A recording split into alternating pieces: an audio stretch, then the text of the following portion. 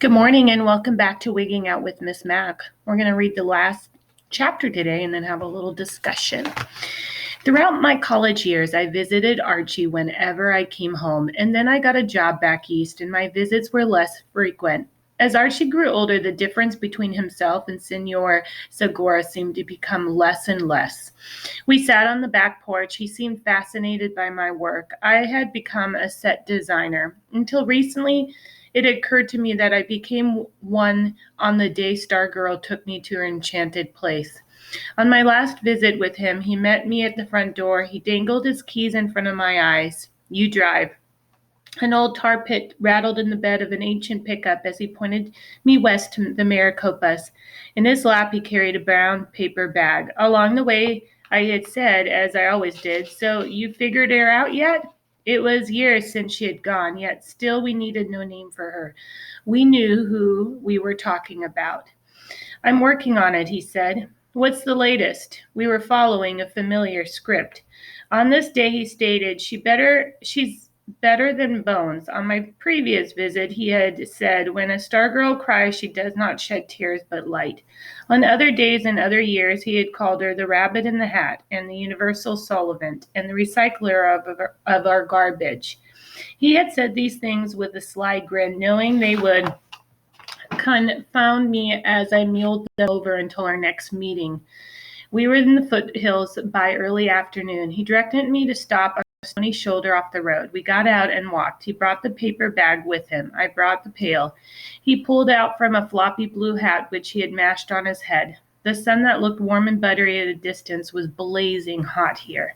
We didn't go far, as walking was a chore for him. He stopped at an outcropping of small pale gray rock. He pulled a small pick from a pail and tapped the rock. "This will do," he said. I held the paper bag while he put a pick to the rock. The skin on his arms had become dry and flaky as his body were preparing to rejoin earth. It took him 10 minutes to gouge out a hole that he had judged to be right. He asked for the bag. I was shocked at what he took from it. "Barney?" "The skull of the rodent. This is home," he said. He had said he was sorry he did not have the energy to return Barney to its original stratum in South Dakota. He laid Barney in the hole, then took from a pocket a scrap of paper. He crumpled the scrap and stuffed it in the hole with the skull.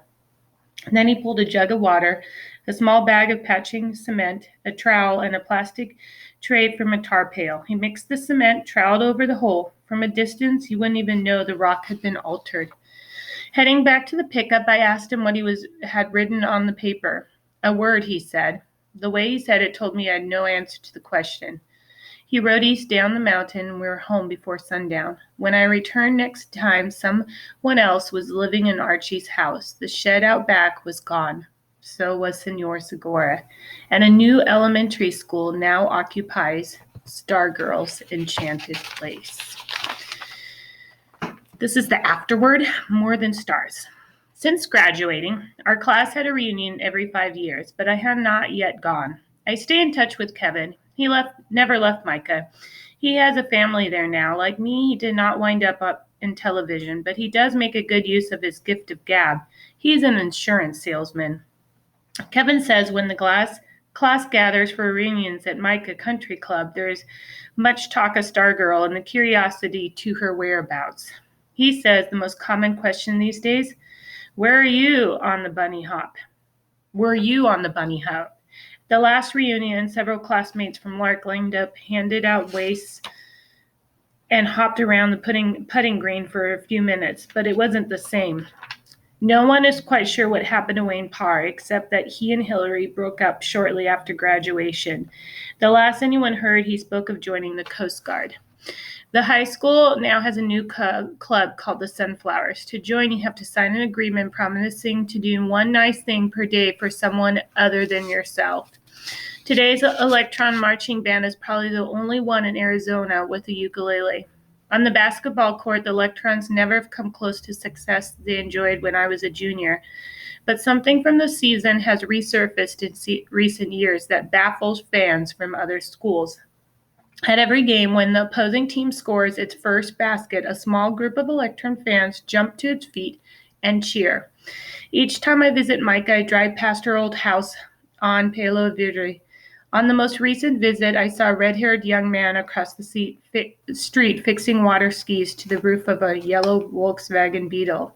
It must have been Peter Sinkowitz. I wondered if he was possessive of his Beetle as he had been of his banana roadster. I wondered if he was old enough to love his scrapbook. As for me, I throw myself into my work and keep an eye peeled for lunch trucks. I remember I sometimes walk in the rain without an umbrella. When I see change on the sidewalk, I leave it there. If no one's looking, I drop a quarter. I feel guilty when I buy a card from Hallmark and listen for mockingbirds. I read the newspaper and I read them from all over. I skip the front page and headings and go to the pages in the back. I read the community section and the fillers. I see little acts of kindness happening from Maine to California. I read about a man in Kansas City who stands at a busy intersection every morning and waves at people driving to work. I read of a little girl in Oregon who sells lemonade in front of her house for 5 cents a cup and offers a free back scratch to every customer. When I read about these things like this, I wonder, is she there? I wonder what she calls herself now. I wonder if she's lost her freckles. I wonder if she'll ever get another chance. If I'll ever get another chance. I wonder, but I don't despair. Though I have no family of my own, I do not feel alone. I know that I am being watched. The echo of her laughter is the second sunrise I awake to each night and each day. At night, I feel it's more than stars looking at me. Last month, one day before my birthday, I received a gift-wrapped package in the mail. It was a porcupine necktie. Wonder who that's from. So, today you can notice I didn't wear a wig. It's my real hair. And I kind of thought about the theme of this book and how the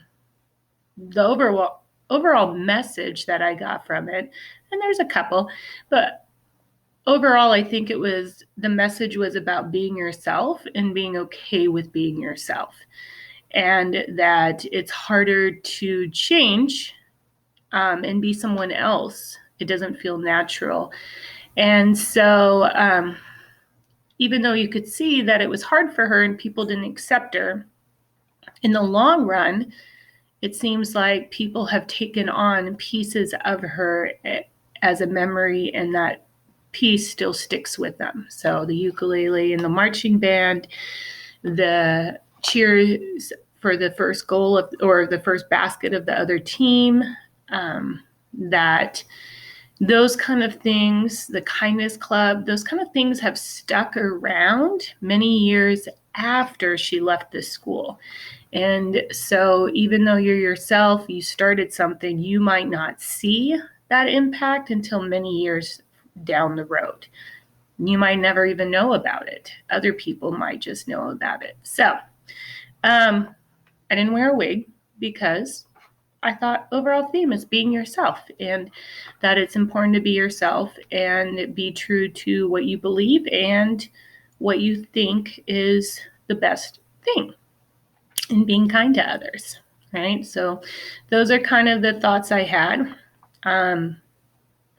I really enjoyed this book. I thought it was a great kind of story. I love Jerry Spinelli. So if you see him, he usually writes, this is probably it's more of a serious book that he writes, but he has all different kinds.